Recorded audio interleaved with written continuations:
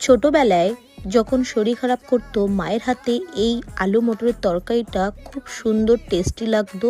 তবে জ্বর হয়নি বলে খেতে পারবে না এমন কোনো কথা নেই। তো প্রথমেই ভালো করে আলুগুলো আমি এখানে ছুলে নিচ্ছি। তো এখানে আমি নতুন আলু নিইনি, মা বানাতো নতুন আলু দিয়েই, আমি এখানে পুরনো আলু দিয়েই বানাচ্ছি।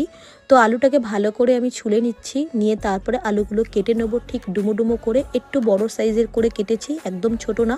আলুগুলো ভালো করে একটু বয়েল করে নেবো, মানে 80% একটু সেদ্ধ করে নেব। তারপরে গ্যাসের উপরে কড়াই বসিয়ে দিলাম, বেশ কিছুটা দিয়ে দিলাম সর্ষের তেল। আর এই রান্নাটা আমি সর্ষের তেল দিয়েই করছি, যেহেতু মা বানাতো সর্ষের তেল দিয়েই। একটু আদা গ্রেট করে দিচ্ছি যাতে খেতে আরও টেস্টি হয়। তো যেভাবে মা করতো সেই প্রসেসভাবেই আমি করছি। মটরগুলো একটু ভালো করে ভেজে নিয়েছি, যেহেতু আলুগুলো বয়েল করা আছে। তো এবার আলু মটর ভালো করে একটুখানি ভাজা ভাজা করে নেওয়ার পরে স্বাদ মতো লবণ দিয়ে ভালো করে এটাকে ভেজে নিচ্ছি। তারপরে এর মধ্যে